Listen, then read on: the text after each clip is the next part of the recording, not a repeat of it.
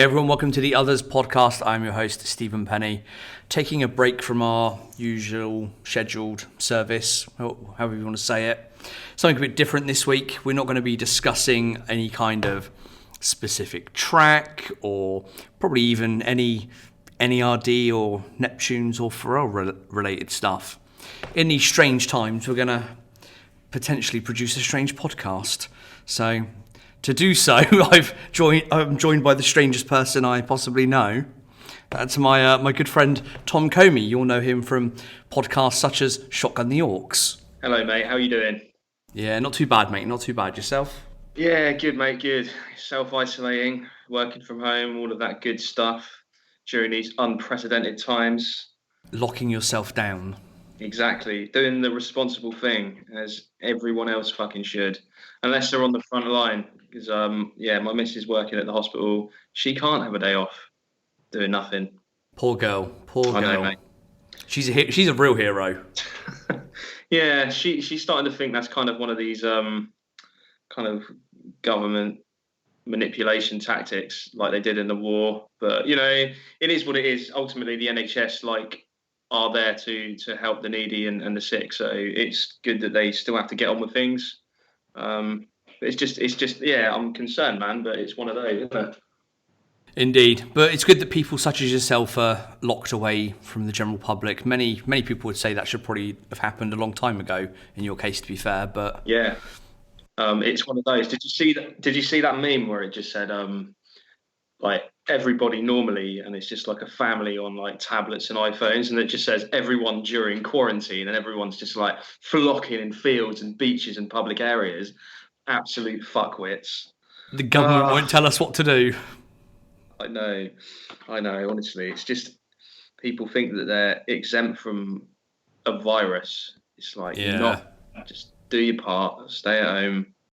But yeah, we were talking, I think, last week, weren't we, about recording something, and we just thought, well, while it's kind of strange times going on, let's just sit down, have a chat about random shit or whatever we want to chat about. I've made no notes. Well, I've made very little notes. So I've come very unprepared. I think you have as well. So we're just going to chat about all things, I think, music, movies, TV, all that good stuff, and see what happens, basically. Yeah, I think that's good, man. I mean, I've listened to a few albums recently, which we can get into. But have you guys got Disney Plus in Finland yet? Or? No, it's still not launched yet. I saw it launched in the UK. Was it today? Yeah, or yesterday. But no, still not here yet. Shame, man. I mean, I checked the content this morning, and it's actually good, man. It's got kind of the whole. Yeah, it's got a lot of options. We've split it 3 ways with Danielle's brother and I think her parents as well. So it came to about £15 each for the year. So you've gone for the year, yeah. Which was ideal, really. I'd already seen The Mandalorian, though, through means that will make the baby Jesus cry. But oh well. And what did you think of it? Because I still haven't got around to watching it yet. Yeah, I enjoyed it. I think it's very much like, you know, Saturday morning kind of serial type show. You know, it's like more of a Western than a science fiction. I really enjoyed it. I think it's they kind of stripped it back and they've simplified it somewhat. You know, there's a lot less like bells and whistles and like CGI. It's a lot of practical effects. And it's, I guess, even though there is like an arc and a storyline that runs throughout it, you can probably watch individual episodes in any order after you've seen it once. You know, it's kind of like individual kind of narratives contained within episodes, which is pretty cool. Besides that, it's got The Simpsons on there, man. It's got all 30 seasons, so I'm going to start at the beginning. I've got all the time in the world now, man. I'm going to start with the season 1, episode 1, and literally all the time in the world. Well, I'll probably get up to like season 10 or 11 where it just gets terrible. Yes. And then just start again. That's the problem with The Simpsons. It gets to a certain point and it rapidly goes off the rails and becomes not brilliant watching. Yeah, I think it's because they lost like most of their writing staff. Like their core writing staff in the first like 7 or 8 seasons was like, like second to none. I think they've only got like a handful a handful of the original writing staff now, which makes a lot of sense. It's just like a parody of itself, isn't it? Like all the characters are just like so one-dimensional now. It's embarrassing, but it's still cool to yeah, it's still good to revisit some of the old ones because the writing back then was just absolutely amazing. Some of like the storylines and some of the jokes that you don't necessarily pick up as a kid, but you watch as an adult and you think, Jesus Christ, how did I miss that? Definitely. That's the thing. Like they have it on TV here, like every night, on like the Fox channel here, and I think they show 2 or 3 episodes. And like my kid likes to sit there and watch it after his dinner, sit on the sofa for an hour and just watch Simpsons. But I'll normally call him at that time and he'll be like, I'm watching The Simpsons, have you seen this episode? And I'll sit there and kind of watch it with him. And some of the stuff they kind of come out with, I'm like, should I be letting does my 9-year-old son get that? Should I be letting him watch this? That's a bit risque. Yeah, I guess that's kind of like the genius of its writing. Well, some of it anyway, like the older episodes, it's kind of almost like kids would not get it. They wouldn't have that kind of, wouldn't pick up on some of the references and stuff. But because of it, it's colourful cartoon characters and stuff. It's a lot of fun. You're just kind of like, oh right, yeah, it's The Simpsons. So it's, yeah, man. I'm gonna get stuck into that. I'm trying to think what else I've been watching. I watched The Invisible Man, which came out on Blumhouse recently. I think basically it had like a really very limited release in theaters for obvious reasons, and then they basically like fast tracked it to streaming platforms or streaming platforms or like pay-per-view and that kind of thing. So I checked that out. It's got what's the name of the actress who's in A Handmaid's Tale? Is it? Elizabeth Moss, is it? Yeah, that's the one. Yeah. Yeah. So she just looks kind of like permanently like bemused and tired. But I think I really rate her as an actor. Have you seen it yet? I've not yet. No, it's on my list. I know you mentioned it to me the other week. Yeah. But I still haven't got round to it yet. I won't give anything away, but it's kind of obviously like a horror thriller. It's kind of a rough, like a modern retelling of the classic monster story. But it's not monster horror story, but it's done really well, man. It's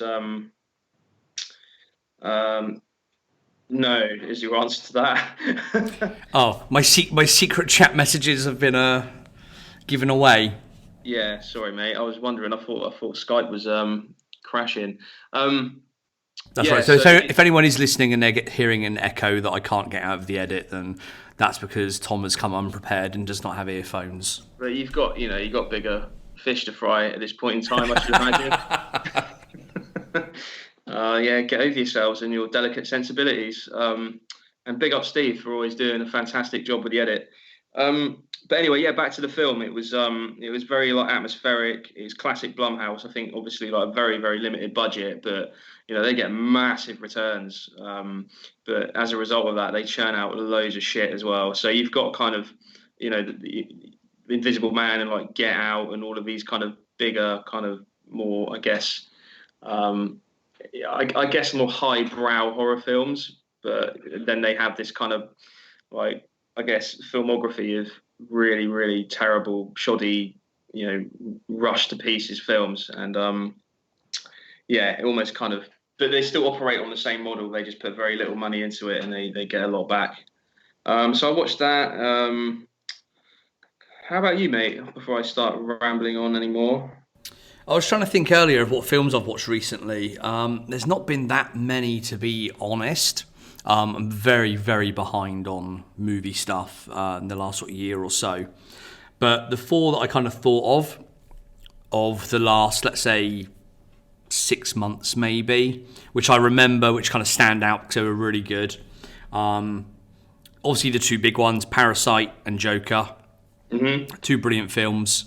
Uncut Gems, another kind of fairly recent one out on Netflix, which I avoided for a long time because of the kind of cast. But then having seen all the reviews, I thought, I'm going to jump in. I'm going to go for it.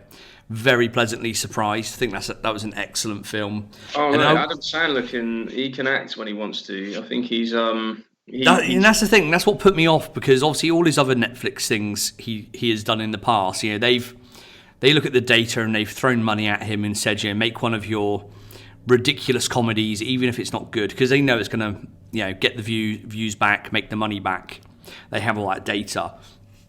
So that kind of put me off of it originally, just the fact that he was in that kind of lead character. But yeah, having watched it, it's, he plays it brilliantly. There's some good twists in it. It gets quite dark in some places. It is essentially, it's really worth a the whole watch. film is basically just like people shouting in each other's faces for the duration. But that's what I watched it with the person I was there with. That's the one thing that kind of annoyed me, I guess, a little bit, and just irritated me a bit. Just the shoutiness of the whole movie. It plays up to that real kind of New York stereotype, in your face type of person and attitude. I think at the same time though, that really, like, that was intentional, you know, to create that like anxiety. It was very like anxiety inducing. I was watching it and I was just like really on edge the entire time, because it was really like fast paced. It was really like, you know, full of kind of obnoxious characters, as I say, like shouting in each other's faces the entire time. But the guys who directed it, they're brothers. They're called like the Safdie brothers, I think, or something like that. And they did Good Times as well. With Robert Pattinson, which came out a couple of years ago, which is essentially a heist movie about two brothers, and that was really, really good. So if you like Good Times and if you like Uncut Gems, and check out Good Times. It's stylistically very similar, but it's all kind of carried by the central performances. So Robert Pattinson like does a sterling job in that, as does I was going to say Ben Stiller, but like kind of interchangeable in my mind sometimes. But Adam Sandler. But did you watch that? It wasn't the Academy Awards. It was some other awards ceremony where Adam Sandler won it for the film, and his acceptance speech was absolutely amazing. I think I must have missed that.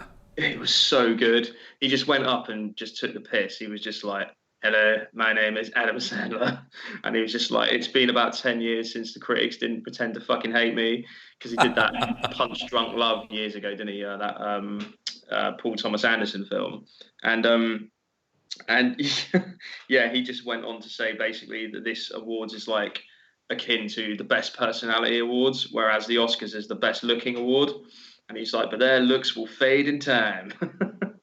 But I was just like, you know what, Adam Sandler? And he kind of like referenced the fact that people just give him sacks of money to make ridiculous, shitty films, and, you know, kind of shrugged it off. I was like, you know, you just became my new personal hero, man. That's one thing I do like about him. Like over the years, when you see him appear on kind of the late night chat shows and stuff, I think he is very aware of this perception of him, and the fact that a lot of his films that he makes aren't all that good, to be perfectly honest, and he knows he gets paid a shitload of money for it. I kind of like the fact that he just gets like a big sack of cash from the studio, Netflix, just gathers up all his mates, flies them to a tropical location, and just like pisses about, and then there you go, there's a film, and it's just like anyone would do the same. Do you know what I mean? It's I think it was in Extras, you know, that Ricky Gervais show, where I remember a scene where, because he's being really kind of picky with the roles his agent's getting for him, and his agent just says to him, "Look, do you want, like, you know, credibility? Do you want people to take you seriously, or do you want to make money? Or, like, do you know what I mean? Like, because very few people have both." He was like, you either kind of sell out, or, you know, it's very hard to do both. So I think Adam Sandler's like the personification of that. But yeah, definitely. Joker I saw a while ago. What was the other film you mentioned? It was Parasite. Parasite, yeah. We watched that sometime before the Oscars. I really enjoyed it, man. I think because it's the thing I noticed, because obviously it's got that kind of, you know, very you know, the commentary is very, it's not on the nose, but it's kind of obvious when you know what it's all about, you know, kind of the social classism and all of that kind of stuff. And you can kind of watch it in several different ways. And also I found that none of the characters are actually kind of unlikable, if that makes sense. So you don't dislike the rich people because they're not particularly like mean or cruel. They're just kind of, I don't know. I mean, besides the guy making some kind of comments towards the smell of poor people and stuff like that, they're not evil people, if that makes sense. And Yeah. likewise, the poor aren't either. So it's very kind of, it's not binary. It's not black and white. What did you think? Like, without giving it away, like, did you like the ending? I did. I like that kind of twist at the end, that kind of onset of madness that kind of happens there, and I didn't really see it coming. Yeah, there was a few twists and things throughout the movie, and for those listening, Tom has just run off to get some earphones so that we can try and get rid of this echo. But yes, if you've not seen Parasite, then most definitely give it a watch. It was an unexpected pleasure, to be honest. Bear with me, folks. I'm hoping this doesn't, because it's only got one output.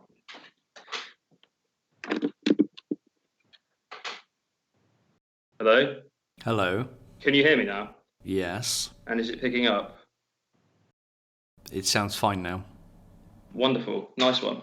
Brilliant. There we go. So if you've been listening for the first 10, 15 minutes and you've put up with that awful echo, which I may not have been able to get rid of, hopefully it should be gone by now. But the last one I was going to mention as well was 1917. I finally got around to watching that properly a few days ago, in fact, and I thought that was again a lot better than I expected it to be. Brilliantly shot and directed, probably even betterly edited together after, in terms of the way it's shot. So if you haven't seen 1917, it's essentially what a 2-hour movie. But the way it's kind of cut together, it's just all one, or looks to be all one continuous shot from start to end. And that really does take some editing magic, let's say. Have you seen Hunters yet? That was on Amazon Prime recently. No, I've not. Starring Dunkachino. That was a Jack and Jill reference. No, Al Pacino's in it. So obviously that was kind of what drew me in to watch it. It's been kind of slated by critics due to kind of the controversial way that it's kind of tackled the subject matter. Do you know what it's about? I don't know. I know of the movie, but I don't know much about it. It's a series. It's about Nazi hunters in New York. So it's basically it's kind of Inglourious Basterds type flex. They're kind of a group of a ragtag group of Jewish people. Well, not even just Jewish people, but kind of various, let's just say, minorities who are persecuted during the war, all coming together in the is it 60s or 70s? Might be the 60s in New York City to kind of hunt the remaining Nazis that kind of fled and hiding amongst society. But it's very sensationalized. It's not it's done with a kind of comic book sheen to it. Do you know what I mean? And I think it's just the flippancy of some of the way some of it's treated is what pissed people off. I've got kind of a different view. I think it's kind of ultimately the Holocaust is always going to be a really sensitive subject matter, and people are always going to be very kind of vocal about or very, I don't know. It's a tough one. I'm not disagreeing or agreeing with anyone's objections to it. I'm just saying that in my opinion it's a fictional show based on something terrible that happened, if that makes sense. But my issue with it wasn't so much the subject matter. It was just the tone of the show was quite muddled. It didn't really know what it wanted to be. It was good. It started it was really, really gripping, but it was kind of part crime thriller, part superhero type comic book show. But then they tried to throw in really earnest, saccharine moments as well, as you would expect. But because it was just tonally kind of all over the place. Yeah. but it wasn't the worst thing I'd seen. It wasn't as bad as like the critics would lead you to believe. I'm not going to say it was like irresponsible or anything either, because ultimately, like, it's a TV show. And Al Pacino was really, really good in it. But yeah, it was just an interesting little watch. I'll be interested to see if they actually get commissioned for a second season based on the response it had. I'll definitely have to download that one and check it out. And The Outsider as well. Have you seen that yet? No. It's a Stephen King / Dennis Lehane co-written series. I think Jason Bateman directed some, if not all of it. And he like stars in it, and it's got like Ben Mendelsohn. It's got a really good cast. It's really well made. It's on HBO, and it's about like a child. They find like the body of a child at the beginning, and it's so you get like the Dennis Lehane vibes of the the true crime thriller type stuff, but then later on there's more of like a supernatural element is at play. So you can tell like the influence from both writers, which is pretty cool. But yeah, besides that, man, I'm just struggling to think of all the things I've been watching. Speaking of Jason Bateman, the new series of Ozark starts in a few days. Season 3. I've really enjoyed the first 2 seasons of it. I know it's got kind of mixed reviews here and there, but I quite liked it. The second season was a bit slow, but I'm looking forward to the third season definitely. Yeah, I like Ozark. Yeah. Wow, I didn't even realise that was coming up. Who's the Scottish actor who plays like the heroin farmer? I've got no idea of the name, but I know who you mean. Yes. Yeah. No, I think it's really good, but I'll need to probably watch the last episode of or at least watch a couple of episodes from the last season just to kind of recap, because these things all kind of I watch so much stuff, I forget a lot. I don't retain it all. No, I'm the same. That's why I had to sit here for like 10 minutes before trying to flick through I've got an app where I track everything that I watch, and I had to like sit there flicking through that to like work out what I'd seen. Yeah, man. A few other recommendations from my side, I think, from recently. We've got the new series of Westworld has started. That's on, I think we've had episode 2 last night or this morning. Westworld's one of those, it's brilliantly made and written and shot, but at points it is just overly confusing to the point where you just wonder what the actual point of that is. I hear you, man. And then that's kind of like in the first couple of seasons that kind of put me off a little bit, where you'd not pay attention for 5 minutes and then wonder what the hell was kind of going on and who these other people were and which kind of world you were kind of in now. But yeah, generally a very good show though. Better Call Saul, the 5th season is on Netflix at the moment. I think today was episode 5 or 6. Controversial statement, but I think Better Call Saul is better than Breaking Bad. Wow. Yes. To be honest, I haven't seen Better Call Saul in its entirety, so I think I'm not going to speak in absolutes, because I would have nor should you, sir, until the whole show has been aired, because like I think Breaking Bad, you can just kind of judge it as a complete package, whereas Better Call Saul hasn't concluded yet. But no, I think it's an amazing show in its own right. Better Call Saul, it's very, very different, but kind of retains that same kind of aesthetic and feel as Breaking Bad. Yeah, definitely. They're just what's the guy called who created it? Gilligan or something. Mike Gilligan, something like that. Yeah, he's a good writer, man. I'll need to catch up on that myself. But yeah, I really enjoyed it. It's just finding the time again. Yeah. Another underrated series that I've watched recently, I think the second series just came out, I think it's just called Formula One on Netflix. Even if you don't like Formula One as a sport or racing as a sport, or even if you're not into sport at all, it is such a good series. Like 2 series now. The first series, it follows kind of some of the middle of the pack, lower type teams and racers, and it shows a lot more of the behind the scenes type stuff that goes into Formula One, all of the kind of politics and the ownership struggles and the struggles between the drivers and the rivalries, and then the kind of technology side as well and the development side. It's shot brilliantly. If you've got like a 4K TV and you've got the 4K package on Netflix, you watch it with that. It looks amazing. The second season, obviously, because the first season did so well, they've got a lot more access to more of the bigger name race drivers like Lewis Hamilton and people like that. And it goes even more kind of in depth into it. It's just such an underrated series, I think. And like I say, even if you don't like Formula One or sport, just watch it for the whole kind of politics and all, the rivalries and all that kind of thing. It's really, really interesting.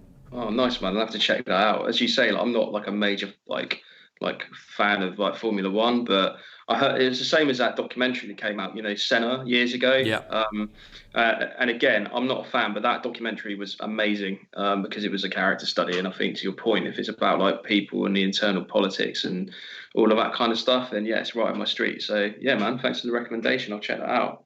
Definitely. And then another one from last week, which I binged watched in the space of 2 days, which I've been raving to everyone about, Tiger King. Oh man, yeah, I saw that pop up. This is about a very brief synopsis of it. A guy in the US in the arse end of nowhere in Oklahoma somewhere called Joe Exotic. I think American people will probably be more aware of him than people in Europe. But I knew of him because Louis Theroux did a documentary on him like 15 years ago or something. Yeah, I know the man. Yeah. So, he owns a private zoo. He's got like hundreds of tigers and lions and all this. And for years, there's been all this kind of, controversy about him, the way he treats animals and his kind of rivalry with animal rights peoples. And then just his kind of, let's say his lifestyle, he's an openly gay, gun-toting redneck, basically, with a crazy bleached mullet. And, he's just a strange character, let's say. He ran for president in 2006 and ran for Congress and all of this sort of stuff. But basically, I think it was last year he ended up being sentenced to 22 or 23 years in prison for his part in a hit that he was trying to sort of take out on a rival of his. And also, I think he got charged with killing some of his tigers as well. And because they're classed as an endangered species, you don't have to just kill them. So over all the years, what's great about this is, he had his own kind of internet TV show. So he filmed everything in his park himself. But then he also had a producer there filming all of this as a kind of like reality show as well, kind of in the background. So they've got all this footage from, the last, 10, 15, 20 years of great footage. And then, things they probably shouldn't be recording as well. And so it gives a really good insight into this really, really weird world. And again, as you kind of watch it through, each episode tends to focus on a different kind of character, I guess, that's involved in this. And it kind of slowly plays out the story over the years, giving each people's view on that story. And again, as you get further on, more people get involved. There are lots of like twists and unexpected turns, and then you've also got people having their arms ripped off by tigers, and it's as you do. That's the thing, mate. I think because like certain things pop up on Netflix, and because there's so much choice, unless I get a recommendation from like a mate like this, like you telling me, check it out, it's good, I probably just wouldn't bother. Do you know what I mean? Because there's certain things I just think, well, like maybe in another life, but it's just, certain things just either grab me or they don't. But that sounds really interesting, man. I'll have to check that out as well. I've got the time in the world. I've got so much time. We're in isolation now. We're in lockdown in the UK, man. Nothing else to do. Nothing else to do. Exactly. See, I started watching it last Thursday, and I recommended it to a friend on Twitter, I think Friday morning.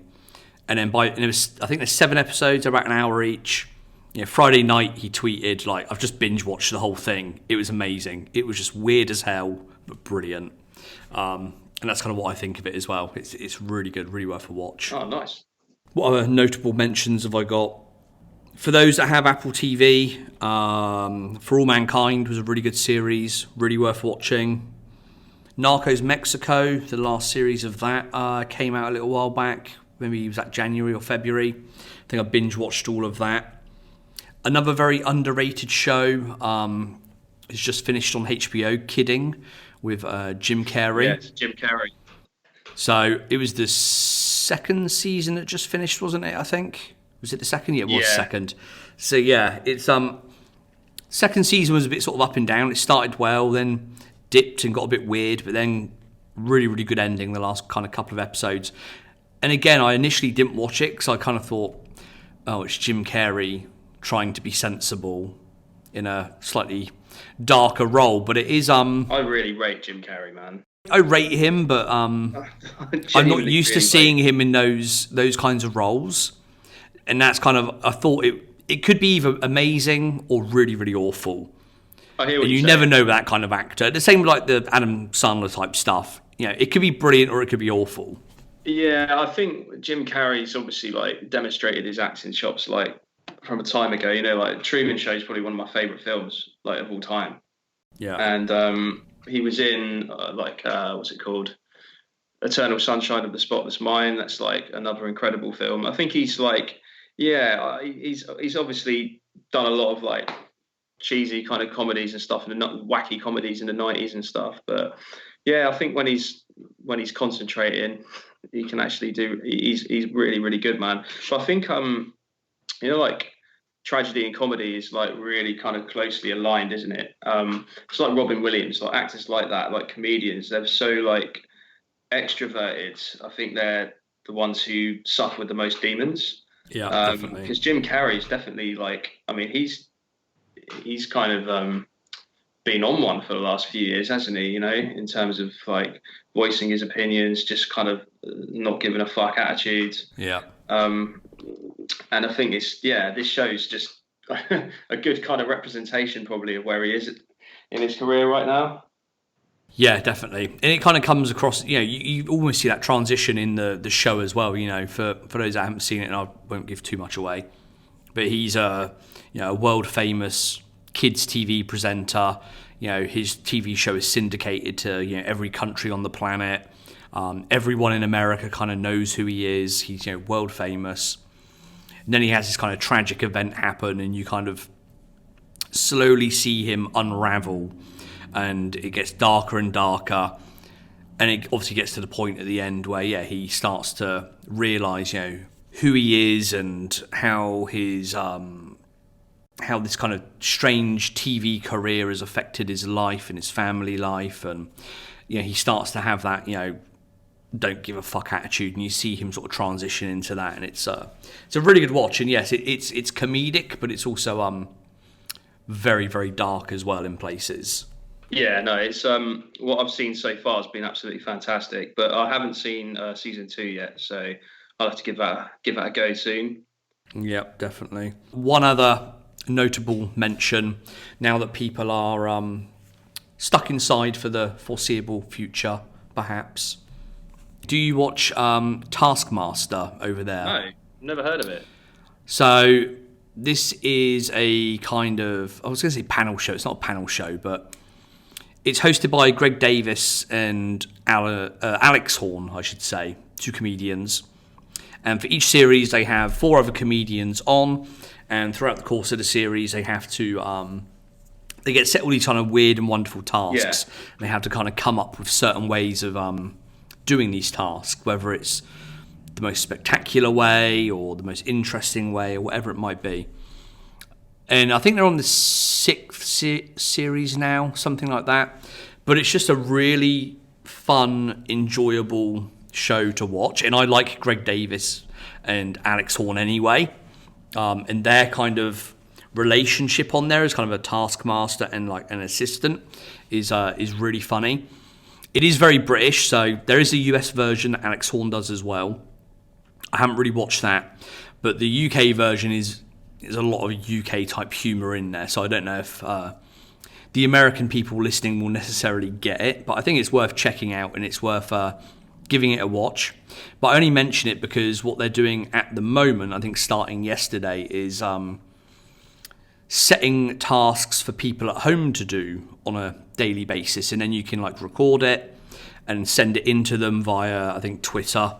Then they're kind of picking winners and creating, you know, video clips and montages and stuff like that. So, you know, if you are bored at home, or you have kids that are bored at home, then it's worth looking up Taskmaster on Twitter and seeing what tasks they're setting on a daily basis. And they may sound mundane, like the first one was yesterday, and it was throw an A4 piece of paper into a bin. The most, like, I think it was the most spectacular way wins. So, in this task itself, there are no rules other than the paper you're throwing has to be of A4 size originally, and it has to go into a bin. You can interpret that in whatever way you want, and you can then, create that video in any way you want. So you could do something spectacular, like you could throw it off the top of a roof, or do some kind of trick shot, or you could edit some crazy over-the-top video together. It's completely open to interpretation, and that's what, when you watch the show, that's what's really good about it, because you have 4 comedians, and they obviously interpret these tasks all in a very different way, let's say, at times. On that kind of note, when you say to kind of keeping people busy with kids and whatnot, have you seen on Instagram? Do you follow Bun B on Instagram? I don't know. He started. It's quite sweet. He started reading like children's stories for like Save the Children. Okay, yeah. So it's just like Bun B, just like casually like reading stories. There's one called Pete the Cat. It's actually like quite heartfelt. That's quite random. I know it is. It's quite cool. I'll have to check that out. Yeah. So whilst we're on that, unless you've got anything else to talk about on the that's my lot. Movies and show front, should we talk about some music? Go on, you can lead the line here, because I haven't listened to an awful lot recently. So it's no secret that I want to talk about the new Electronica album. Oh, what a surprise! Testimony. So obviously this album was a long time coming, like 15 years or something ridiculous. Yeah, I think he announced it 10 years ago, didn't he? That he was starting to record again. Is that when he first signed to Rock Nation? Yeah, it was around then, yeah. Yeah, 2010, and obviously he's just had a few singles here and there since, and then like Kendrick just bodied everyone on that Big Sean Control verse, and I haven't really heard much of him since. And obviously I think he's dealt with a lot of personal issues like addiction, questionable women, all kinds of different reasons, but he's finally done it. And I think the common criticism that this had was that it heavily features Jay-Z on it. Yeah. To the point that it seems like more of an unofficial kind of joint album rather than a solo Electronica album. Very much so. I think Jay-Z doesn't appear. He's not on. Is it 2 or 3 of the tracks, and that's it? Yeah, he's not on the intro. Yeah. Fruits of the Spirit, and I can't remember the name of the other one. But to be honest, though, like it doesn't bother me. I think that it really kind of complements the record. I know that they both kind of worked together over 40-day, 40-night period. Yeah. To put it together. I think I couldn't fault it. I love this album. Like I've heard some kind of critics that I really respect who a lot less favourable than that. Joe Budden. No, not Joe Budden. I don't respect him as a critic. I was talking about Anthony Fantano with The Needle Drop. But no, I really rated this. I think considering what's going on in the world at the moment, and maybe it was my kind of like mental state at the time as well, it just kind of really resonated at the time. Sonically, it just sounds really crisp. Bars are on point. They obviously rap a lot about their religion, which is not something that resonates with me. However, there's obviously a lot of like passion there for the subject, if that makes sense. Uh-huh. Some of the production on this thing is absolutely mad as well. The track, The Never Ending Story, produced by Alchemist, is just like, that's instrumental of the year for me. It's got that kind of like War of the Worlds vibe with the kind of like real like creepy like electric guitar that comes through. Right, I'll go into it track by track, but before that, have you heard this album? What's your initial reaction to this, mate? Yes, I have. I've listened to this album probably 3 or 4 times, I think, since it kind of came out. Was it start of last week, about a week ago? To be fair, when I've listened to it, it has been on more in the background. I haven't just sat there and listened to it and focused on it. So, I couldn't name you a specific track off of it that I think is better than anything else. But from what I've heard, and kind of just those end-to-end listens 3 or 4 times, I'm kind of with you, to be fair. I think the production's brilliant.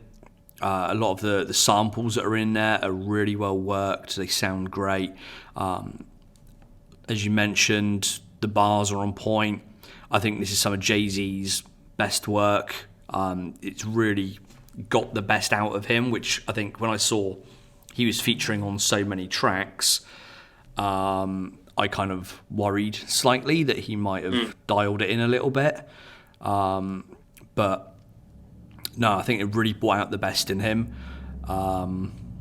And yeah, even Jay Electronica himself, all of his stuff is completely on point as well. And I had that fear as well, because it's been hyped up for 10 years.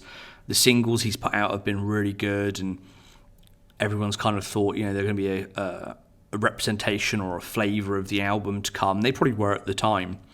I think he had so much on his shoulders in terms of what he had to kind of put out to satisfy music fans and hip hop fans. And while I wouldn't say it's one of my top 5 albums ever, I certainly don't think he's let any fans down. I think it's genuinely a very, very good album.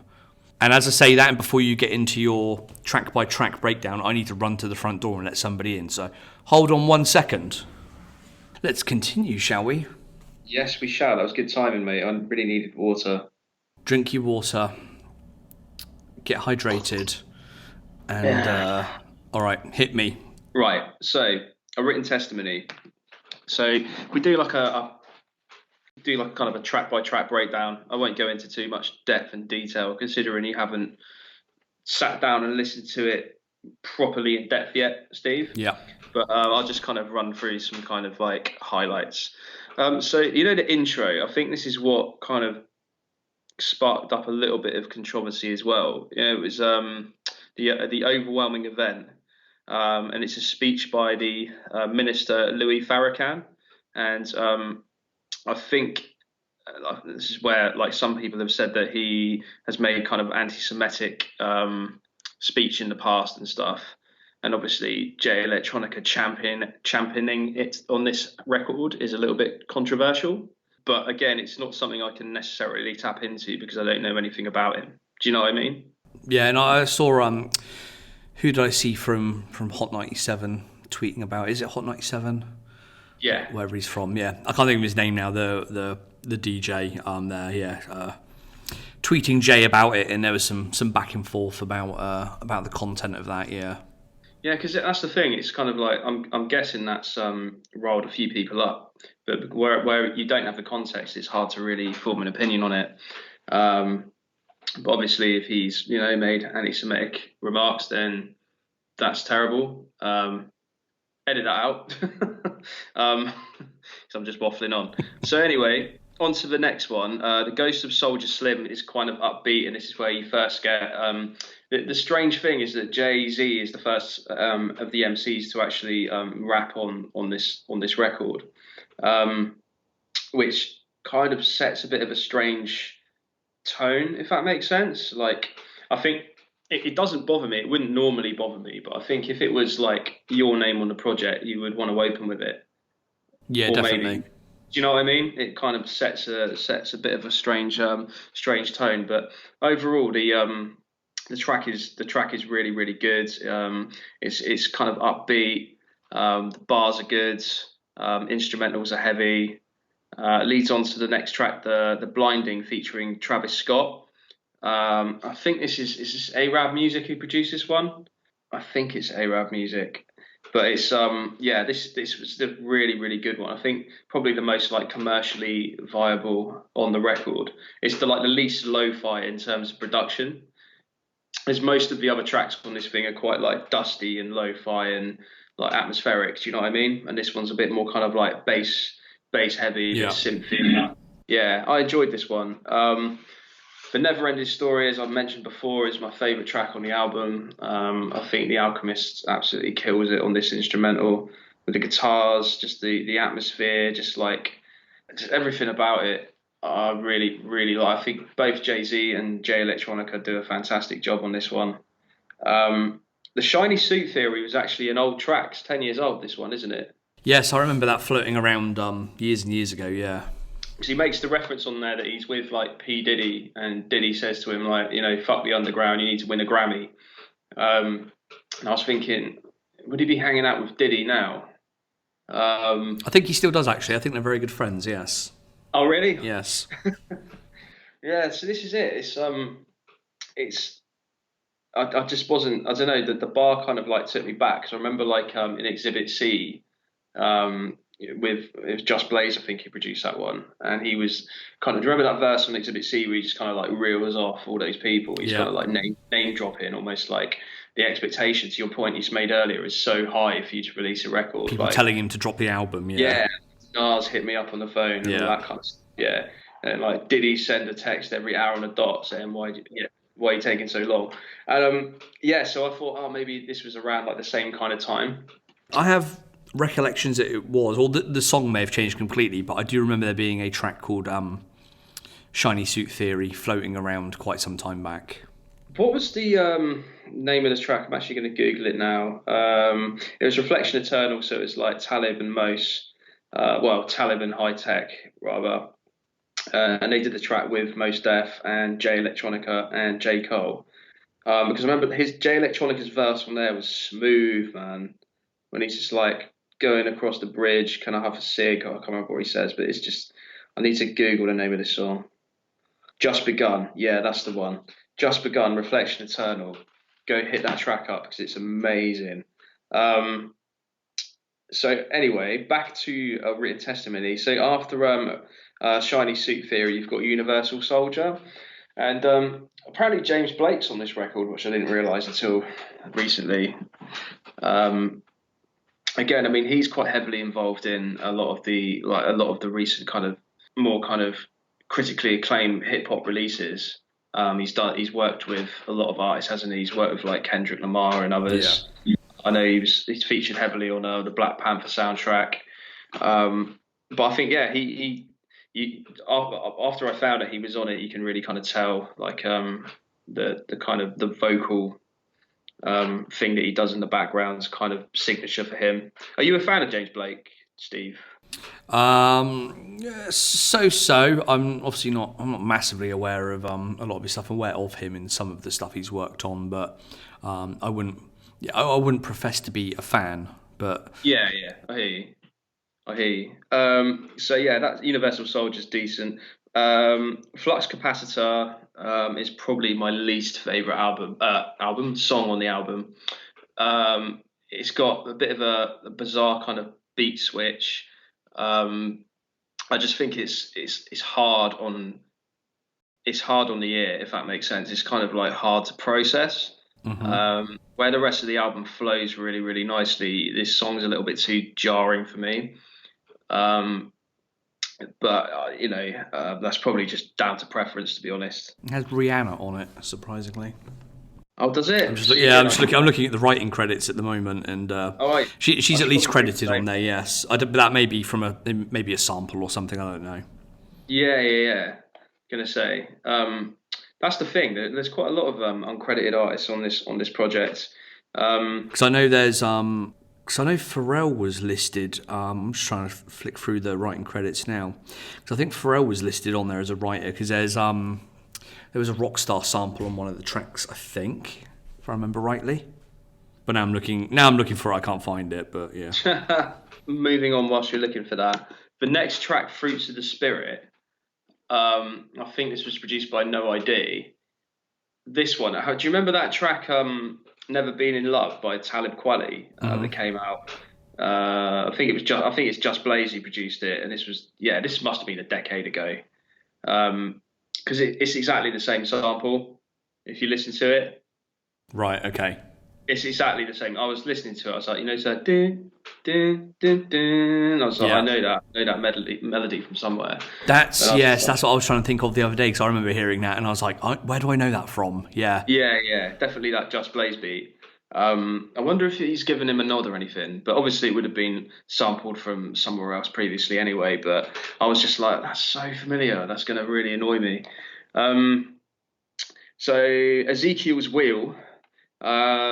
This one's kind of slow, atmospheric, repetitive. It's got that kind of like singing on the bridge where it goes real falsetto, like oh. I'm like, okay, yeah, that's. How does it go again? Okay, beautiful. And you can do something like that in the edit as well if you want, mate. Make me sound even more of an idiot. That was a good one, and it kind of wraps up into the last track, API DTA. And I really like this song. It's very kind of like introspective, heartfelt. It kind of starts with Jay-Z's verse when he's just like, there's numbers on my phone that I'll never ring again, like referring to kind of, dead friends and stuff like that. It's just a nice little kind of way to wrap up the album. Just looking at the discography now, looking at the writing credits, because it's going to really bother me. Who produced that one? That's it. And I'm not too sure how to pronounce this band, but is it Khruangbin? They're like some kind of prog rock, like psychedelic band. And I did read that they were involved in this album somewhere. Okay. Produced the final track of the album, which is actually quite mad. Just flicking through myself. Oh yeah, I see. Yeah, it's strange. It's just kind of a like a very interesting and diverse group of people involved in making this album, and it just seems to be very, very organic, if that makes sense. It's got Brian Eno and Robert Fripp on Ezekiel's Wheel. So Robert Fripp was in King Crimson, who were a famous, who still are a famous prog rock band. And Robert Fripp's actually from Wimborne, which is a little fact that down near us. Down near us, obviously Steve's based in Finland now, but originally he's from Poole in Dorset, which is how we know each other, which is a little town on the south coast of England. And Wimborne is a kind of a neighbouring, would you say, village? Yeah, it's a village. I think it's classed as. Yeah, it's a neighbouring village, and Robert Fripp. Is a famous guitarist, songwriter from the band King Crimson, who are like world famous, to be fair. And I didn't realise he was involved in this album too. And Brian Eno, which is mad. Again, I think that might be based off of a sample that's used in there somewhere. Yeah, I was gonna say that's still crazy to see. Yeah, right. I have to like dig into this more. Should probably have done this before the podcast started, but whatever. That's not bad. We've had a track by track run through. That's not bad at all. We have. So just to conclude, then I think my favourite track is The Never Ending Story. Fruits of the Spirit, just because it was reminiscent of that old Talib track, and I really rated that. And I love the closing track as well. I really rated this album. A good kind of way to gauge that is the amount of times I've actually revisited it since it dropped 2 weeks ago. So normally the way we kind of digest music these days, we're from kind of living in like a singles generation. Everything's kind of instant gratification. It's very kind of disposable. You listen to it and you forget about it instantly.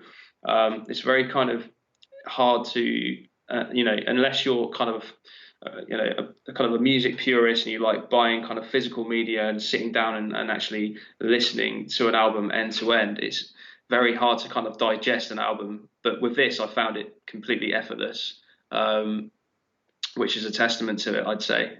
Big thumbs up from me, man. Yeah, I've got to say, like I say, I wasn't paying complete attention to when I kind of ran through each time, but I will generally find on the first listen I will flick through tracks. I'll listen to maybe 2 minutes of a track, and if I'm not feeling it, I'll just skip to the next.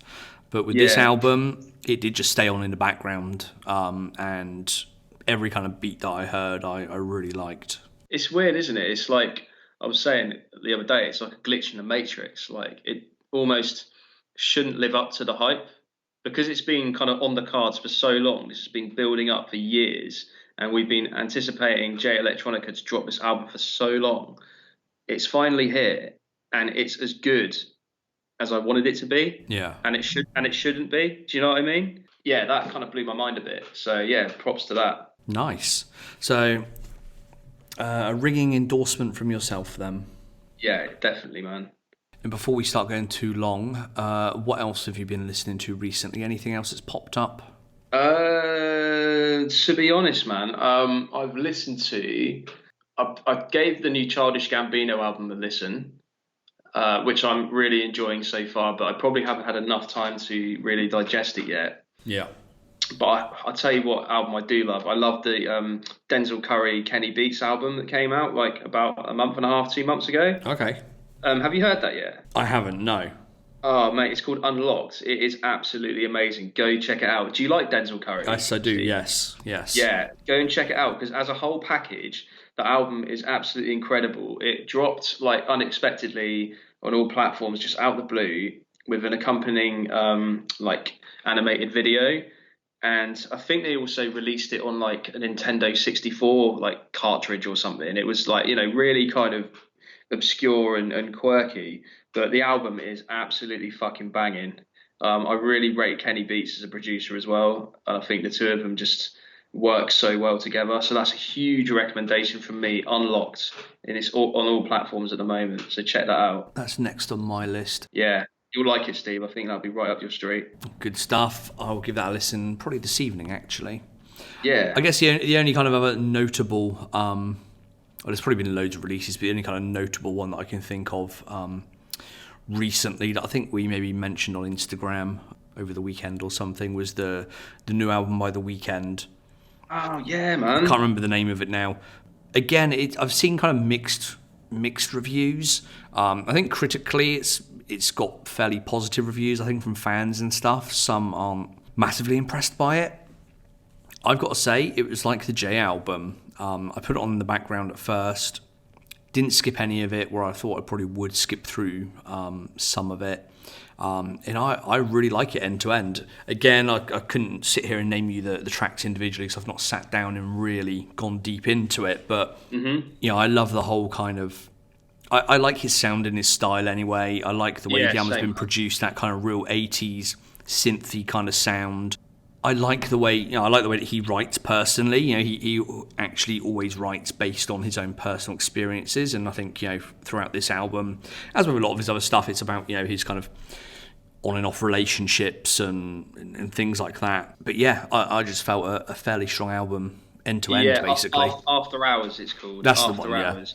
Yeah. I personally, I think this is probably, in my own opinion, his best album since Trilogy, because Trilogy, when that came out, and that's his debut album. Yeah. And I think it's compiled from like a series of mixtapes. And do you remember there was quite a lot of like mystery surrounding The Weeknd when he first came on the scene? Yeah. And I think, were you with me when we saw him live? I think you may have been in London. Was it down at Wireless Festival? That's it. I was there. Yeah. Yeah. And he played kind of on the second stage because obviously he wasn't like a major superstar, but he was on the up and up at the time. And I'm so glad that I saw him then, because it was just kind of, he's just a major star now, obviously. Who headlined that when we were there? Was it Drake? Or did Drake? I think it was Drake, and then he bought The Weeknd out for a song as well. Like when he did the headline. Yeah, that rings a bell. I think we'd had quite a few beers and stuff that day, hadn't we? So yeah, man. I remember seeing the Roots as well. I think it was the same weekend, but they had like an earlier slot, which was criminal. So I got right to the front. I was just like, yeah.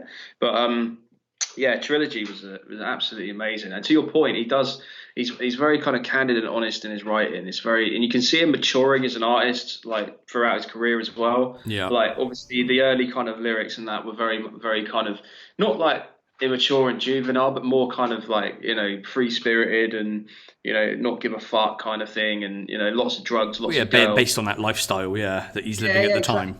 Exactly, man. Exactly. He's kind of matured somewhat going through the years. And I don't like all of his stuff. Like some of his more, I hate using the term commercial sounding, because ultimately he is a commercial artist. But the kind of more kind of made for the charts, as opposed to more introspective accounts of his life and what he's doing. Yeah, like I like that stuff he does. I'm not too big on the kind of Starboy stuff that he put out. See, I don't mind that, because I like the kind of juxtaposition of that kind of poppiness. But I Can't Feel My Face, or whatever it's called. It's a real poppy song. Yeah, he wins all these kind of kids awards, but it's about taking too much cocaine. It's it's like exactly, at the heart of it, it's still really dark. Yeah, that's a very, very good point, and I think a lot of people lack that context, maybe because at surface level you only get that kind of upbeat tune and you don't really look into it. But no, I like I've never really looked at it that way, man. Yeah. Any other notable recent releases you can think of? Off the top of my head, they are the only ones.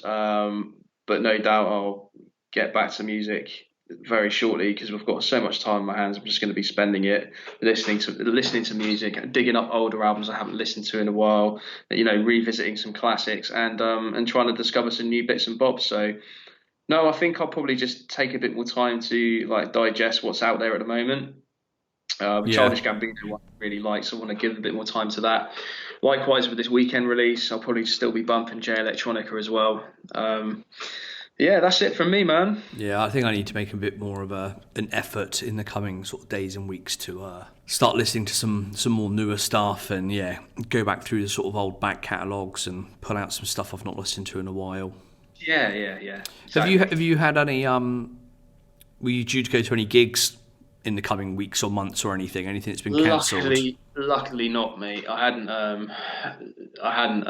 had anything booked. I haven't been to a gig in a long time, actually. I think the last one I went to was a local one, like a local kind of punk band. But I haven't been to any kind of stadium shows or anything for a long time anyway. Yeah. How about yourself? I know you do try to get to quite a few in Finland. Yeah, occasionally. I don't get to as many as I'd like. The thing is, in Finland, a lot of artists skip it, and some artists that come here I've seen numerous times anyway, so I don't mind missing them. But yeah, I did. I won't go into too much detail here. I'll probably leave this for my other podcast later this week, perhaps already next week. But yeah, I flew over to Berlin a couple of weeks ago to see Khalees's 20th anniversary tour of Kaleidoscope. You know what? You told me about that on the last podcast we did together. Did I? You told me you had plans to go over there. I completely forgot. And we did actually speak about Berlin, didn't we? Because I remember. Oh, you recommended some places. Yeah. How was it, man? Yeah, so, luckily she had one show before Berlin. She did Berlin. I think she did one after. And then obviously the tour got scrapped and cancelled. I think she's looking to rebook most of them for, later in the year or next year or something. Yeah. But it was again, I won't go into too much detail here. It was a mixed bag. It was brilliant seeing those 20-year-old classic Neptunes tracks that I absolutely love. Kaleidoscope's one of my favourite albums. So to see some of those songs live, and I've seen her do some songs live in the past, but there are a lot of album tracks that she's never even performed live before. As you could tell when she was reading the lyrics from a book at the front of the stage. And it was a mixed bag. I'm glad I got to see her early. On the sort of second date, she had a bit more energy. She seemed kind of quite up for it. She seems to kind of like Berlin anyway. Cool city, man. Have you been before? No, I've not. No, it's first time there, actually. I love that city. But yeah, I heard from I think her next gig was, is it Belgium or somewhere? I can't remember. But I had some friends or people that I know that went to that, and they just said it was crap. They said, she didn't seem interested. It was very lackluster. Yeah. I kind of get that. She, the promotion around the tour beforehand was all very, very negative. She's supposedly kind of self-funding the tour, which is why she's not offering refunds for the cancelled gigs, and rebooking them all, which is a bit harsh. But I think they're worried that they won't resell the tickets after if they offer refunds. So it was a mixed bag. Like I say, it was good to see some of those sort of classic tracks that I love. The last 20 minutes were all like EDM stuff, like the stuff she's done with like David Guetta and people like that. It's sort of dancey tracks that I'm not really familiar with and wasn't really feeling. So it turned into a bit of a fucking, house party at the end for the last 20 minutes. That's what she seemed to enjoy the most. I guess probably because she actually makes money from those songs and she enjoys performing them. But yeah, but it was a mixed bag, and like I say, it was good to kind of see her in some of those tracks. But if she toured it for the 25th anniversary or the 30th anniversary, I don't think I'd be going to see it. No, that's fair enough, mate. But at least, that's the thing. You chose your time well, and you still went over there and you got to experience Berlin as well. So I think I was lucky more than anything, but yeah.